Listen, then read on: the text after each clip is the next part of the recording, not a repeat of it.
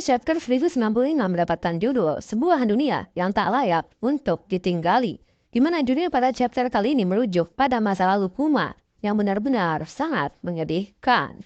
One Piece Chapter 1095 diawali dengan memperlihatkan para kroco angkatan laut yang berlarian menjauh dari pusat kota di area Fabreo Face. Setelah mereka mendengar pengumuman mengenai kemunculan dari salah satu kakek Sugiono di Pulau Egghead, para angkatan laut berpangkat Rear Admiral dan Kapten diminta untuk terus berjaga-jaga, sedangkan angkatan laut yang memiliki pangkat di bawahnya diminta untuk meninggalkan pusat kota, karena mereka semua tak layak untuk melihat keberadaan dari salah satu Gorosei di sana. Para kroco angkatan laut bertanya-tanya bagaimana caranya salah satu petinggi dunia itu bisa tiba-tiba berada di Pulau Egghead. Terjadi percakapan di antara kroco angkatan laut. Salah satu dari mereka berkata, jika dia hanya pernah melihat para Gorosei dari lukisan mereka saja. Di sisi lain, ada yang mempertanyakan mengenai kilatan-kilatan hitam yang muncul di sekitar Saint Saturn berada. Kroco yang lain berkata jika Admiral akan turun tangan ketika salah satu Tenryub itu mendapatkan masalah saat berada di dunia. Namun Gorosei berbeda. Dudukannya di atas para dewa-dewa tersebut. Kroco di sebelahnya mengartikan pernyataan temannya bahwa dia sama saja seperti berkata, Gorosei Saturn datang secara tiba-tiba langsung dari Mericoa. Benar saja diperlihatkan banyak kilatan hitam di area sekitar dari Gorosei Saturn. Sudah dapat dipastikan kilatan hitam itu merupakan haki raja yang dimiliki oleh Saturn. Saturn masih diperlihatkan dalam kondisi tertusuk oleh Bonnie. Vegapunk, Franky, dan juga Sanji berteriak menanyakan apa yang sebenarnya Bonnie sedang lakukan. Sedangkan para angkatan laut mengkhawatirkan Saint Saturn yang terkena luka tusukan. Para Vice Admiral terlihat langsung bergegas menuju ke arah Saint Saturn berada. Terdapat 3 Vice Admiral, yaitu Vice Admiral berbadan besar dan berjenggot lebat. Lalu ada Vice Admiral Doberman dan juga Vice Admiral dengan jambul khatulistiwa. Mereka memerintahkan para angkatan laut untuk bersiap menembak Bonnie, karena yang sedang terluka adalah petinggi dunia yang memiliki kekuasaan tertinggi di dunia ini. Vegapunk berteriak memanggil nama Bonnie. Kesal dengan semua kebisingan yang terjadi, Saturn meminta semuanya untuk diam. Bahkan dia menyebut semua orang dengan sebutan serangga. Saturn berkata dia sebenarnya bisa menghindari tikaman dari Bonnie jika dia mau. Kedua mata Saturn menyala. Dan seketika seperti ada yang menghantam kepala Bonnie dengan keras dan hasil kepalanya mengencopkan darah. Bonnie terjatuh namun Saturn dengan sigap langsung meremas tubuh. Aduhai milik Bonnie. Sanji yang berusaha untuk menyelamatkan Bonnie secara goib, kepala Sanji juga terkena hantaman yang keras hingga mengeluarkan darah. Namun baik Sanji dan Bonnie kepalanya tidak meledak seperti apa yang terjadi pada kroco angkatan laut di One Piece Chapter 1094 yang lalu. Saturn langsung mencabut pedang yang menancap di dadanya dan seketika lukanya langsung menghilang. Bahkan kejadian itu membuat Franky terlihat sangat terkejut. Pemakan buah di Zoan memang memiliki tingkat pemulihan diri yang cepat. Namun kemampuan Saturn ini lebih kepada kemampuan untuk beregenerasi. Benar-benar sangat membantengkan. Di sisi lain, Sanji terlihat rebahan sembari batuk darah setelah kepalanya dihantam secara goib oleh Saturn. Para angkatan laut langsung bergegas dan mengambil kesempatan ini untuk segera menangkap Dr. Vegapunk. Namun Saturn memerintahkan mereka semua untuk berhenti bergerak. Dia menginstruksikan agar mereka tak usah terburu-buru karena Vegapunk dan yang lainnya sudah tak memiliki jalan untuk melarikan diri. Perintah Saturn ini juga berlaku pada Kizaru. Saturn kecewa karena Kizaru bekerja dengan lambat. Kizaru terlihat rebahan di atas tanah, sembari memegangi kepalanya. Dia meminta maaf pada Saturn sekaligus menyesal. Kizaru berkata jika dia sepertinya tak bisa bergerak untuk beberapa waktu ke depan. Saturn memaafkan Kizaru karena dia tahu alasan mengapa Kizaru kesulitan untuk menyelesaikan misinya. Luffy diperlihatkan juga rebahan di atas tanah, dengan kondisi tubuh dan wajah yang berubah menjadi tua. Saturn yang menyadari kondisi Luffy langsung bergegas untuk menginjaknya. Namun Franky dengan sigap menggunakan teknik Strong Ride untuk meninju Luffy agar kaki Saturn tak mengenainya. Franky kembali memanjangkan lengannya dan kali ini berhasil menangkap tubuh Luffy. Saturn sadar jika Luffy memiliki kru yang kuat. Franky tertawa ketika menyadari pemimpin tertinggi dunia bahkan mengincar kepala dari kaptennya. Saturn kembali berkata jika aliansi antara Luffy, si topi jerami, dengan jewelry Bonnie di insiden kali ini di luar dari perkiraannya. Akan tetapi mereka saat ini sudah dikepung oleh Angkatan Laut di dalam sebuah pulau yang berada di ujung kehancuran. Sutton akan senang menyaksikan jika ada plot twist yang menyebabkan mereka semua dapat melarikan diri dari Pulau Egghead. Sutton sangat menyayangkan pengkhianatan yang dilakukan oleh Dr. Vegapunk. Dia lantas berterima kasih pada Vegapunk untuk segala kontribusinya terhadap kemajuan bidang militer milik pemerintah dunia. Sutton kemudian meminta Vegapunk siapa yang dia pilih untuk mati terlebih dahulu. Dengan urutan kematian yang paling menyakitkan, Sutton sangat ingin Vegapunk mati dengan penuh rasa penyesalan karena dia telah berani menentang pemerintah dunia. Mengapa ketika manusia diperintahkan untuk tidak melakukan sesuatu hal, mereka malah melakukannya? Ucap Sutton. Sutton meremas tubuh aduhai Bonnie semakin keras sampai Bonnie teriak keenakan. Kesakitan. Sanji meminta Sutton untuk menghentikan perbuatan bejatnya. Di sisi lain, Frankie bertanya pada yang lain apakah mereka semua bisa bergerak. Vegapunk berkata jika tidak mungkin ada gaya yang dapat menahan mereka untuk tidak bisa bergerak. Jika hal ini bukan kekuatan dari ilmu pengetahuan, sudah dapat dipastikan jika ini adalah kemampuan dari buah iblis. Sedangkan Sanji masih mengkhawatirkan keadaan Bonnie. Sambil menangis, Bonnie berkata jika Suttonlah yang bertanggung jawab atas kematian ayahnya. Sutton sadar jika yang dimaksud Bonnie adalah Kuma. Dia terlahir sebagai seorang budak. Sisa-sisa dari ras yang telah melakukan kejahatan besar di masa lalu. Satu-satunya yang tersisa dari ras yang sudah dimusnahkan, yaitu ras Pakenir. Vegapunk terlihat terkejut ketika mendengar perkataan dari Sutton. Kemudian diperlihatkan kilas balik milik Bonnie saat dia bersama dengan ayahnya. Kuma menceritakan sejak kecil, dia sangat ingin menjadi seorang pahlawan.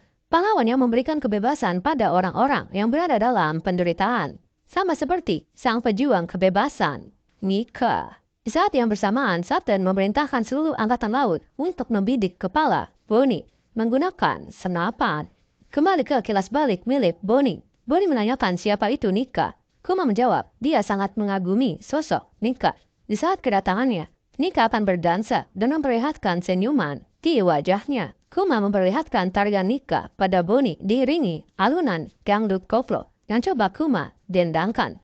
Tum-dut tata, tum-dut tata. Sanji berteriak agar Sutton melepaskan Bonnie. Dan Vegapunk menambahkan, jika Bonnie hanyalah anak kecil. Bonnie sudah pasrah. Dalam ingatannya, dia bertanya pada ayahnya, apakah Nika juga akan membebaskannya? Tentu saja. Jawab, Kuma. Kilas balik kembali diperlihatkan. 47 tahun yang lalu, di kerajaan Sorbet di perairan Salt Blue, diperlihatkan Kuma yang baru saja brojol dari perut ibunya. Ayah dan ibunya terlihat sangat senang, dan ibunya langsung memberi nama bayi itu dengan nama Kuma. Sang ayah sempat berbicara dengan dokter yang membantu persalinan istrinya. Sang dokter berjanji jika dia tak akan membocorkan informasi mengenai tes darah dari Kuma. Namun ternyata pihak pemerintah dunia juga mengawasi rumah sakit yang ada di sana. Informasi darah Kuma bocor, sehingga keluarga Kuma harus hidup dalam pelarian. Namun akhirnya mereka berhasil ditangkap. Ayah Kuma mengatakan hanya dia yang merupakan ras Buccaneer Tulen, dan istrinya hanyalah manusia normal. Sehingga dia meminta agen pemerintah untuk melepaskan anaknya. Pemerintah dunia tak sebaik itu. Mereka akhirnya menangkap mereka semua dan menjadikannya sebagai budak di Merijoa. Terlihat ayah Kuma yang berlumuran darah dan kepalanya penuh dengan perban. Kuma kecil diperlihatkan diperbudak oleh para Tenryubito, di mana dia diperintahkan untuk membawa barang-barang yang sangat berat. Para Tenryubito terkesima dengan kekuatan dari budak ras Buccaneer. Bahkan anak kecil Kuma mampu melakukan hal yang sangat membagongkan. Ada juga di saat Kuma kecil dipecut oleh majikan Tenryubito-nya. Dan juga ketika saat Kuma menangis, majikannya mengancam untuk menembaknya jika dia terus membuat kegaduhan. Suatu momen Kuma kembali bertemu dengan ayahnya. Ayahnya bertanya bagaimana kabar Kuma. Kuma menjawab jika dia mendapatkan majikan yang baik. Dan dia beruntung bisa mendapatkan majikan seperti itu. Padahal baik Kuma dan ayahnya, keduanya sama-sama babak belur. Ayahnya memberitahu Kuma jika ibunya sudah meninggal, dan dia sudah berada di surga. Kuma menangis dan ayahnya pun juga ikut menangis. Dia meyakinkan Kuma jika ibunya saat ini sudah berada di tempat yang lebih baik. Kemudian diperlihatkan momen ketika Kuma menangis dengan sangat keras. Dia lalu teringat perkataan dari ayahnya. Ayahnya berkata, Kuma adalah sosok yang kuat. Dia pasti bisa bertahan dan melanjutkan hidupnya. Namun saat itu jika bisa memilih, Kuma lebih memilih untuk mati. Ayahnya kemudian berkata jika pejuang kebebasan akan datang dan dia akan menyelamatkan Kuma. Kuma lalu mempertanyakan siapakah sosok yang dimaksud oleh ayahnya. Ayahnya kemudian menceritakan tentang Dewa Matahari Nika. Nama dari pejuang legendaris yang diceritakan turun-temurun oleh ras Buccaneer. Suatu saat Nika akan membawa semua orang ke lautan bebas di bawah sinar matahari. Nika selalu tertawa dan bergerak sesuai ritme alunan dangdut koplo. Dan dia juga membuat orang tertawa. Ayahnya Kuma lalu memperagakan bagaimana tarian dan alunan dangdut koplo yang dimiliki oleh Nika. Namun seketika dia ditembak mati di hadapan Kuma oleh Tenryubito karena dianggap terlalu berisik. Kemudian kilas balik kembali diperlihatkan tepatnya 38 tahun yang lalu. Juru bicara dari para Tenryubito menjelaskan bahwa setiap 3 tahun sekali Tenryubito turun dari Merijoa dan melakukan permainan berburu manusia di pulau yang tidak berafiliasi dengan pemerintah dunia.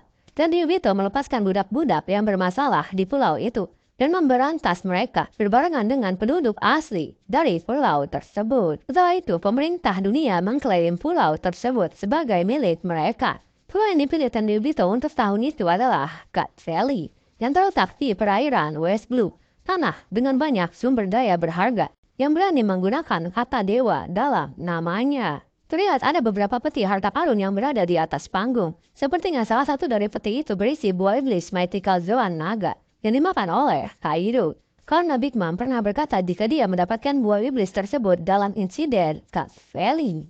Raja God Valley mencoba menghentikan para kaum naga langit tetapi dibunuh oleh Selim Sedgarland Carlyle. Permainan tahun ini belum dimulai, tetapi Garling adalah orang yang Tenryubito harapkan sebagai sang juara. Meskipun Garling mendapatkan pengurangan poin sebesar 10.000 sebelum pertandingannya dimulai karena telah membunuh Raja God Valley. Namun para Tenryubito merasa hal itu sudah cukup untuk membuat pertandingan nanti akan berjalan seimbang. Garling muda sangat tampan dengan rambut setengah bulan sabit tanpa janggut dan wajahnya sama persis seperti wajah Akagami no Jackie. Banyak Tenryubito terpesona kepadanya. Menariknya Garling sudah menjadi bagian dari Kesatria Dewa saat 38 tahun yang lalu, di mana saat ini Vigalan Garling menjadi pemimpin tertinggi dari Kesatria Dewa. Saturn juga berada di God Valley. Dia terlihat persis sama seperti dalam waktu sekarang. Saturn menerima berita bahwa budak anak dari ras Buccaneer yang melarikan diri telah ditangkap. Apakah para Gorosei dan Insama memiliki keabadian? Karena penampilan fisik mereka sama sekali tidak berubah. Hal mengenai keabadian ini juga pernah disinggung oleh Ivankov ketika Sabo menceritakan perihal Insama padanya. Di halaman terakhir pada chapter kali ini diperlihatkan bahwa Kuma sedang ditarik oleh budak lain di lapangan.